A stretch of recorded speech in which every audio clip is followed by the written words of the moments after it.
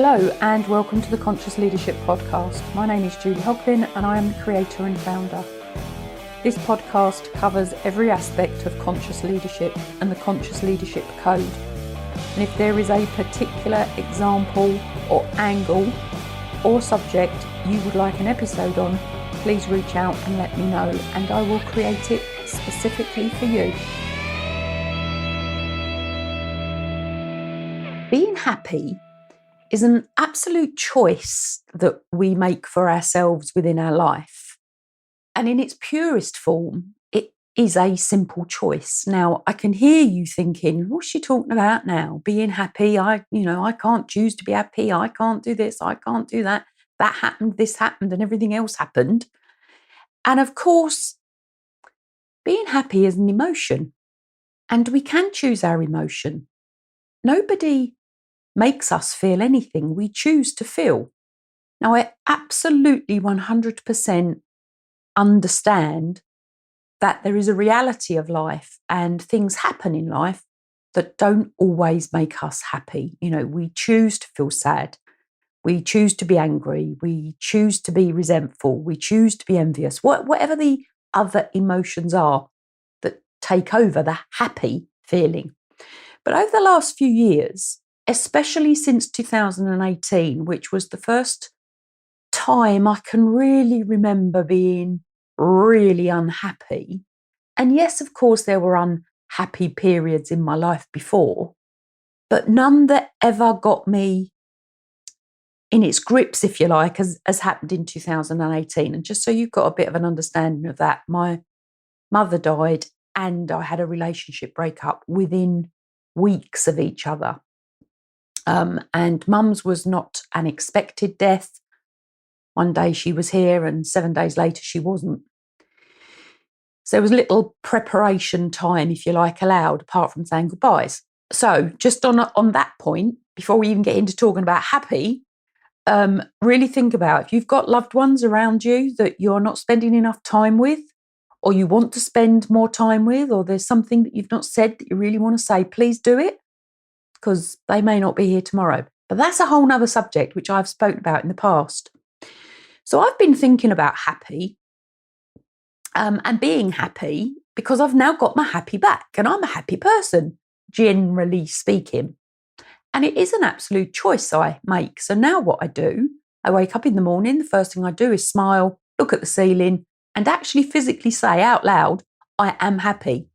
And it changes how your brain works and all of that nice, neurological pathways wire in. But it's really got me thinking. And today, completely bizarrely by accident, and I've never read it, I picked up off my bookshelf, Screw It, Let's Do It, Lessons in Life by Richard Branson, which he wrote in, I'm just having a look at the published date, 2006. And it's a very short book. It's got £2.99 on the back of it. And it's got 9 chapters in it, of which chapter 2 was Have Fun.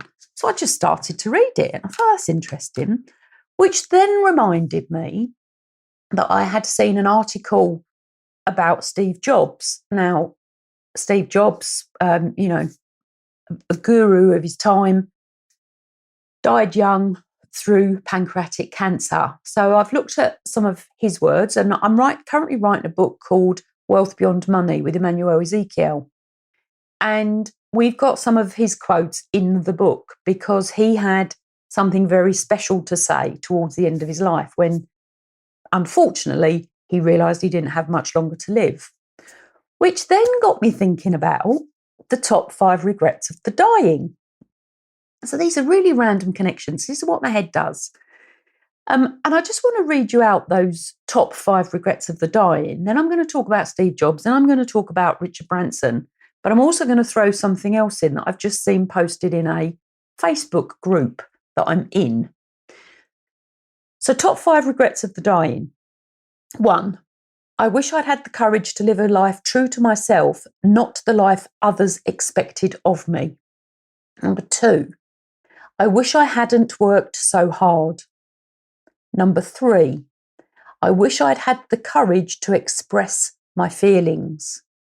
Number 4, I wish I had stayed in touch with my friends. And number 5, so this is of the top 5 regrets of the dying, which you can buy in a book by Bronnie Ware, and she did this research. Number 5 is, I wish that I had let myself be happier. And this morning, well, I saw it last night. I couldn't and didn't choose to, I chose not to respond to it last night. But this morning I had seen a post by somebody who I know not very well. And the post in a Facebook group basically said, going through the motions.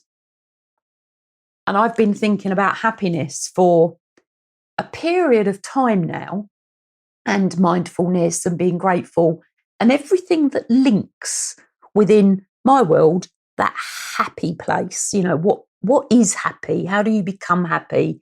How do you maintain happy? What is happy? And I'm still coordinating it all, but top 5 regrets the dying, number 5 being, I wish that I had let myself be happier.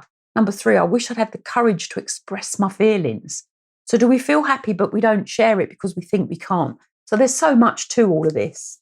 And then I saw going through the motions. I didn't respond to it last night. And this morning, I just said, why?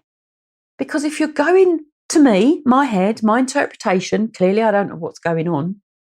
If you're going through the motions, you're not happy. Because if you're happy, you don't go through the motions, you live your life. If you're happy, you've got a joy and an energy and a passion and a zeal for life. You know, you can hear it in people's voices. You can see it in how they react. They will probably be smiling. They'll probably be laughing. They'll probably be, I don't know, interacting with people. And happy doesn't have to be loud, but happy has its own energy. And I'm really asking you to think about, what energy are you putting out there? Is your energy happy energy?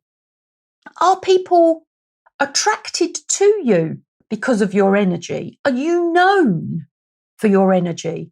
Do people help you because of how you present yourself? Now, I'm recognizing that happy is definitely a choice. Not everything always makes us happy, but where we stay is a choice. We get into that habit. Now, I learned something yesterday. This is even before we get on to Steve Jobs and Richard Branson. I learned something yesterday that people who have, so there's a I'm going to say a myth that goes round that says if you do exercise, you get a release of dopamine, which is the happy drug, you know, the feel good enzyme that we produce for ourselves. But I was listening to a guy called Dr. Lieberman yesterday, who basically said that if you are, and I have a love-hate relationship with exercise, and I'm a pretty happy person, and I go to the gym expecting to get this release of dopamine, and of course I don't get it. And that then makes me not want to go back to the gym again. So I have this like yo-yo relationship, which I'm laughing at as I'm saying it, but it's the truth. And he was saying that people who are overweight or haven't exercised for a while do not get that instant dopamine hit from going to the gym to doing exercise. They have to do a certain amount of regular exercise, and the body reawakens the muscle, how the body works to then release the dopamine. So it's a process that you have to go through when you've not done it for a while to get that dopamine hit, which was a really powerful lesson for me to learn, because I'm going expecting to get it and I'm not. So I'm thinking, all right, okay. So to feel good about exercise, I have to do it for a while before I get the feel good factor, if you like. And it took me back to me thinking about when I used to be very fit and I loved going to the gym. I loved the exercise and the music and the whatever the exercises were I was doing, and the gym and the weight and the stretching and the resistance and all that. Loved it. And then I stopped. And of course, I've got out of the habit, and my body's got out of the habit of the dopamine. Now, I wasn't really going to talk about that, but actually, part of feeling happy is feeling good about yourself. So your fitness, your nutrition, your mental health, your emotional health. And this is all in the book, which is going to come out soon, The Wealth Beyond Money, because everything is connected. Nothing sits in isolation. You'll hear me say that a lot. Everything is connected. So we can have good health and we don't have money, but and we'll end up poor, or we can have a good relationship, but we haven't got money, or we haven't got our health and we end up feeling poor. So everything is connected. Nothing sits in isolation. So when we're happy, are we happy with one thing, or are we happy with that general view? And that got me thinking. So I've already spoken about Bronnie Ware, and I'm going to talk about Steve Jobs. So Steve Jobs died far too young. And it happens to people. Of course it does. But when he realised that he was going to pass, started thinking about life. Now, whether he had done that before or not, who knows? But he said some quite profound things as he was coming towards his death. And he basically said that your overall happiness in life really comes down to asking 4 simple questions. And he basically said, and whether he had read Bronnie Ware's work, who knows?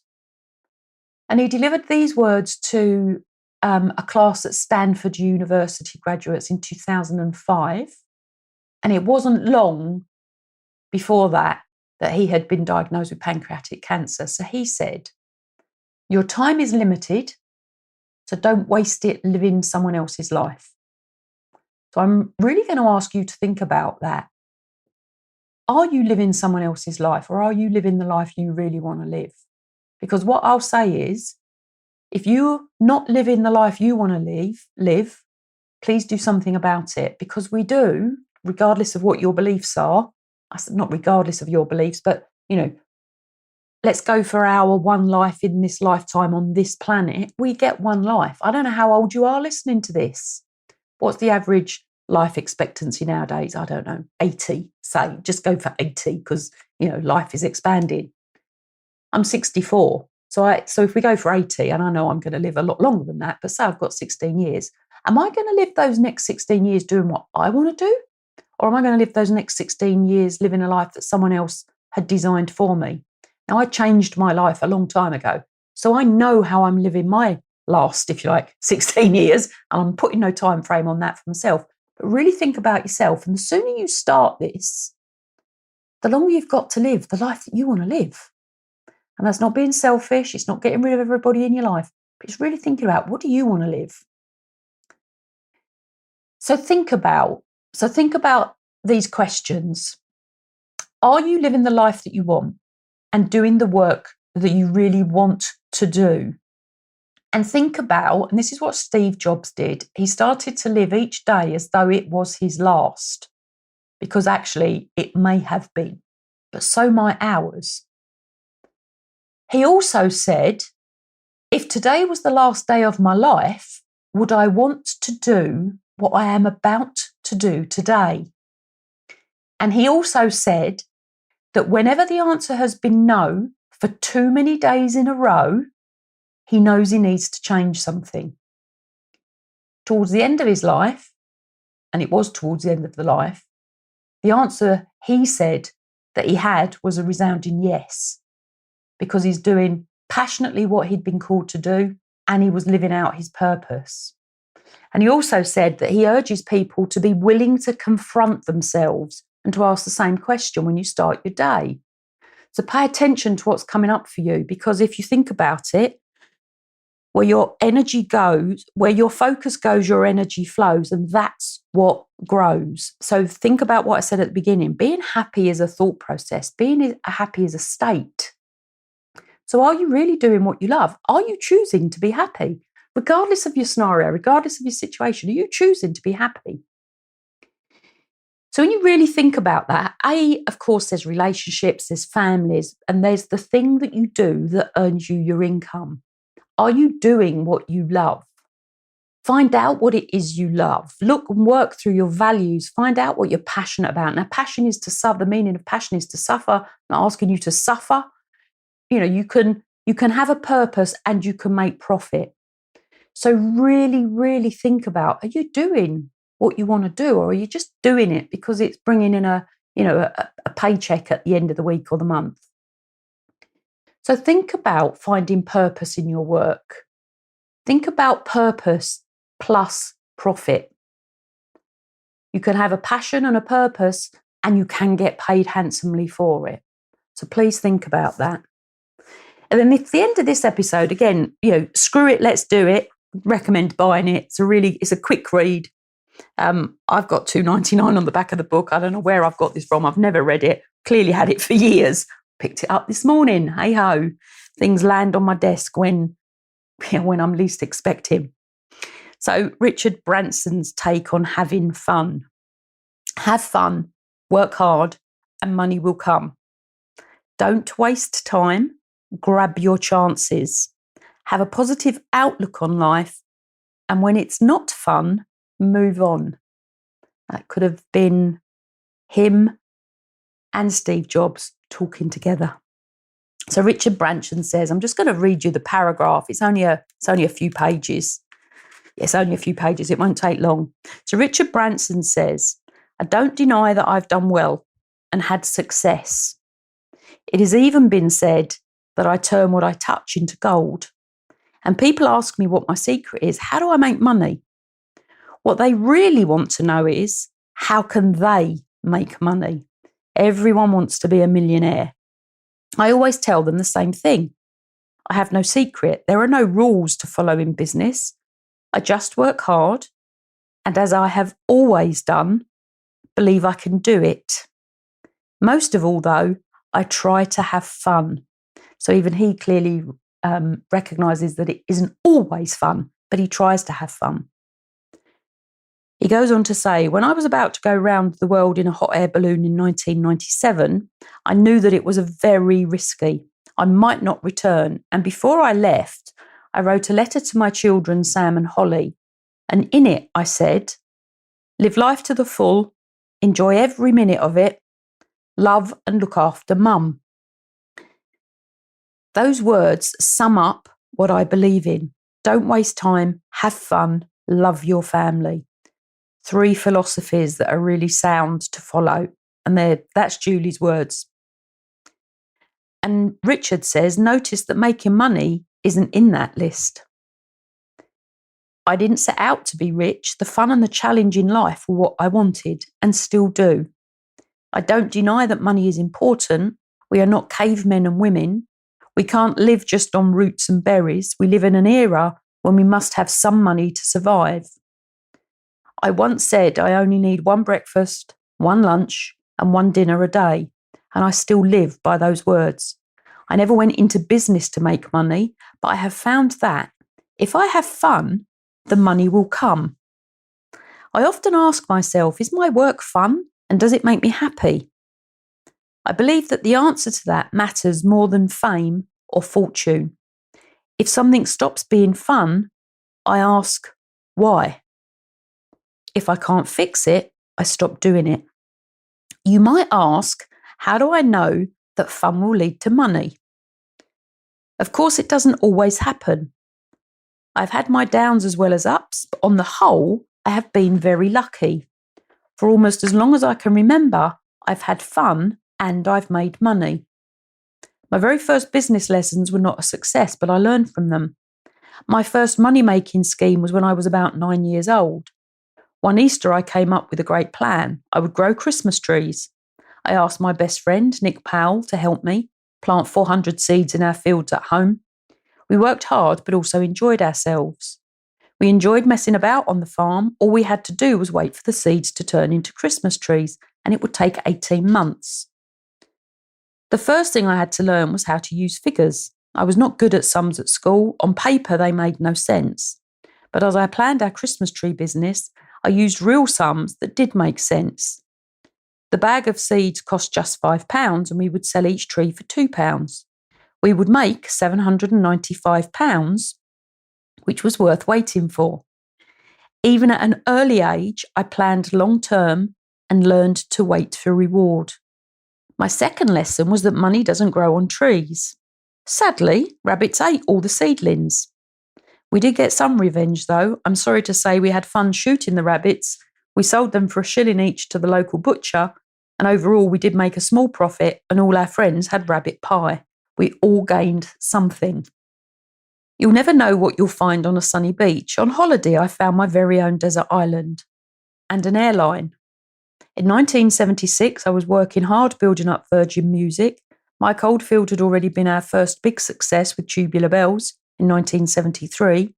We also signed up the Sex Pistols, so things were on the up.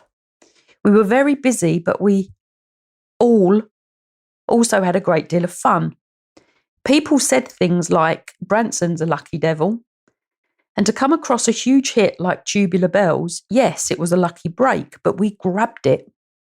It had been taken to every other record company. They had turned it down, but we heard it and believed in it. We knew it could happen.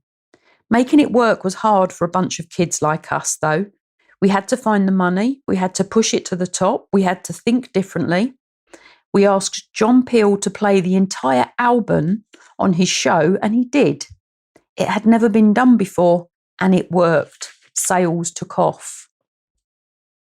Mike Oldfield was too shy to promote the album, but we found an answer. We made a video and showed it on TV. And our big breakthrough was when it got used as the soundtrack of The Exorcist. Sales were massive. We were a success, but we never stopped looking for new sounds and new talent. By the end of 1977, I needed a break. My girlfriend Joan and I had split up. I was sad, but I liked to make the best of things. I always like to get away from London in the winter. Music, sun and sea make me feel good. The distance from London gives me the space and freedom.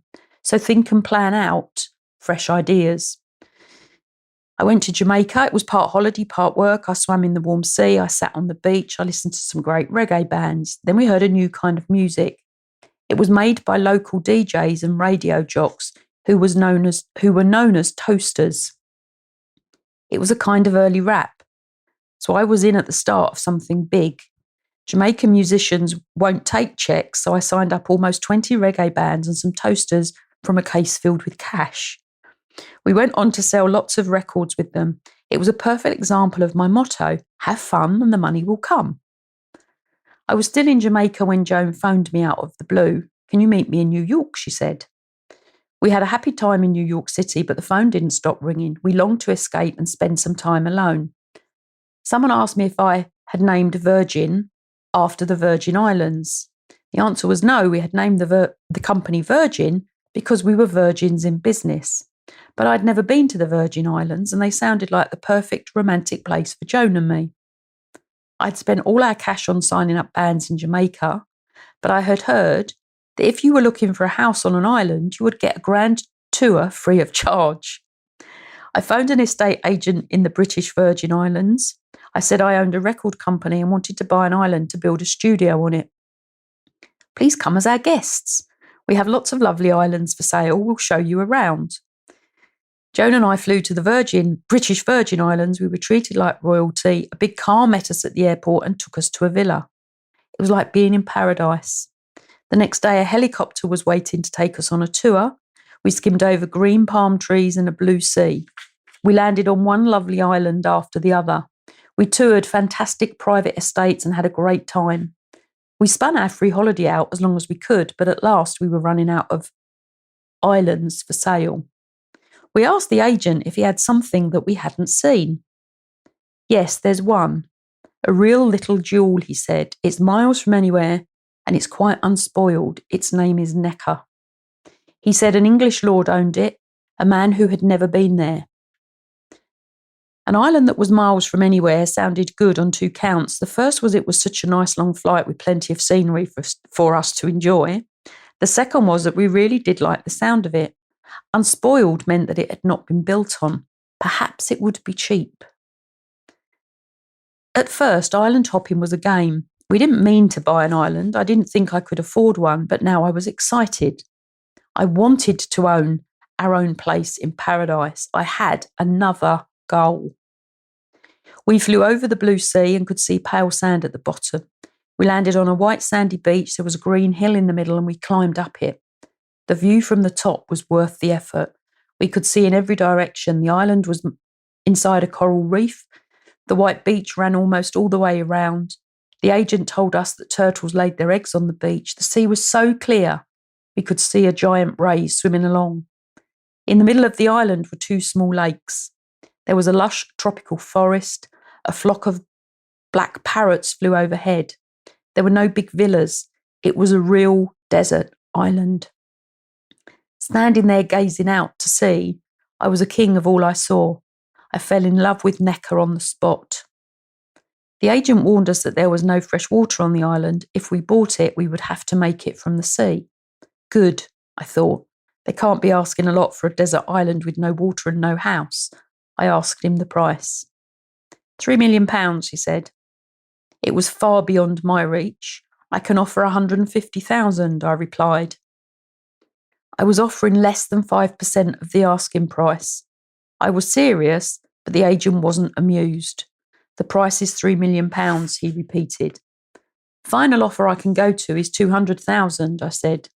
We walked back down the hill and got into the helicopter. We flew back to the villa. Our bags were waiting outside. We had been thrown out. We spent the night in a bed and breakfast in the village and left the next day. We spent the rest of our holiday on another island, and our plan was to travel on to Puerto Rico, but when we got to the airport, the flight was cancelled. People were roaming about, looking lost. No one was doing anything. So I did. Someone had to. And that phrase there reminds me of Elon Musk and some of the words he speaks. I chartered a plane for $2,000. I divided that by the number of people. It came to $39 a head. I borrowed a blackboard and wrote on it, Virgin Airways, $39 single flight to Puerto Rico. The idea for Virgin Airways was born right in the middle of a holiday, although the actual airline only properly took off when I was sent a business idea. I had never chartered a plane before, but as with Tubular Bells and the Jamaican Toasters, I saw and grabbed the chance. And look at Virgin Atlantic today. We fly to 30 places around the world. We have Virgin Blue in Australia, Virgin Express in Europe, and Virgin Nigeria. And please remember, I'm reading this from a book from 2006. We are planning Virgin America, and we've even gone further. Virgin Galactic will offer flights into space. No one else is doing that. It's a bold move. We are ahead of everyone. In 21 years, we have gone from renting a plane to space travel. Back in London with Joan after our holiday, I still had my goal to buy Necker Island. I did some research. I found that the owner of Necker was not rich, which is why he had never developed the island. I also found that he wanted to sell it in a hurry so he could raise 200,000 to build a house in London. It was the same sum that I had offered the agent. It seemed that my offer was meant to be. The only problem was I didn't have 200,000, so I was going to have to borrow it from someone. I offered 175,000, which I didn't have either. It was turned down. I left it at that and got on with work. 3 months later, I got a call to say the island was mine if I offered 180,000. I was told that as part of the deal, I had to build a house and a plant to take the salt out of the sea water so that we could use it within 5 years. This would cost a lot, but I was positive I could find the money somewhere to do it, and I agreed to the terms. Now, all I had to do was find the money to buy the island of my dreams. It seemed out of reach, but I vowed to reach my goal. I promised myself that I would make enough money to pay for the island, which I did, by taking on loans from the bank and by borrowing from my friends and family. So while it doesn't have to be buying an island, this is why I can say, have fun and the money will come. And in turn, so will your goals. He then goes on to talk a little bit about Necker and what a beautiful place it is. And he says, as soon as something stops being fun, I think it's time to move on. Life is too short to be unhappy. Waking up stressed and miserable is not a good way to live. I found this out years ago in my working relationship with my oldest friend, Nick Powell. Nick was with me from the very start of Virgin. I was the ideas person and Nick kept the books in order and handled the money.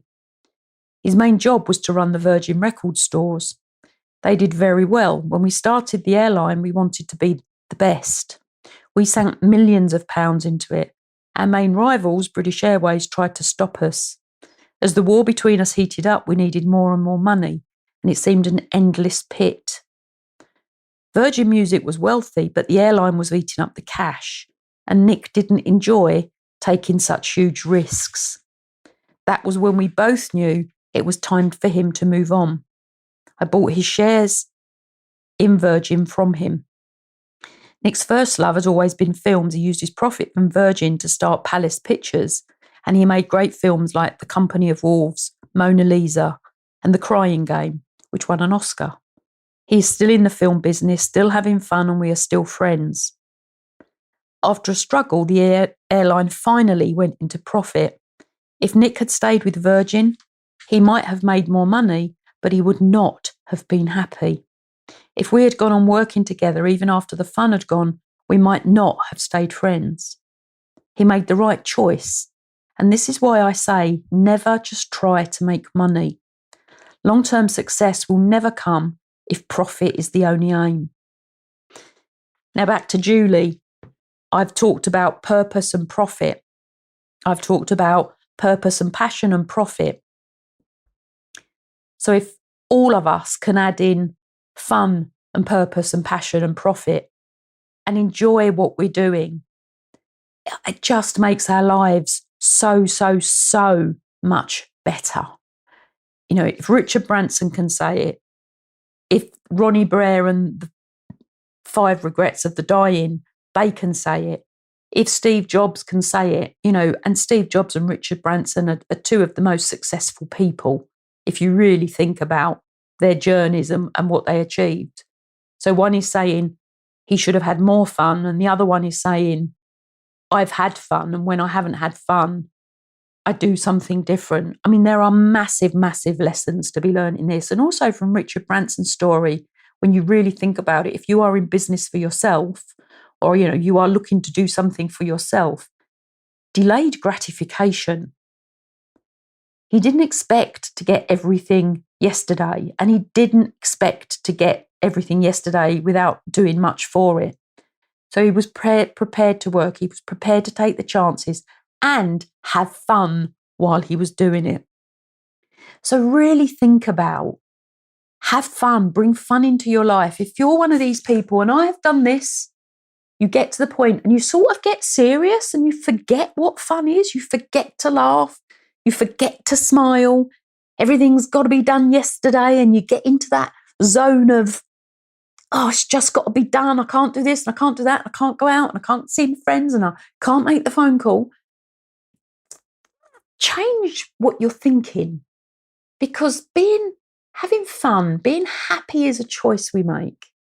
You know, going out for a walk and admiring the colour of the sky or the bird singing or the butterfly that lands in front of you, that brings joy, it brings happiness. Now, what brings joy and happiness for you will be different to me, and some of those similarities will cut across. So really think about, please really think about, how do you have fun? How do you have more fun? How do you live a happy life? Because God, just one life, make it happy, or as happy as you possibly can. Doesn't matter how old you are, doesn't matter where you're based in the world. Look at what you can do to be happier. Thank you for listening to this episode of the Conscious Leadership Podcast. And if you have found it useful, please leave a review. And if you have found it useful, please share it with others that will find it useful as well. If you want to know more about my publishing, please follow me through to the Amazon author page. And if you would like to follow me on any of my other social media channels, please do, which also includes a YouTube channel.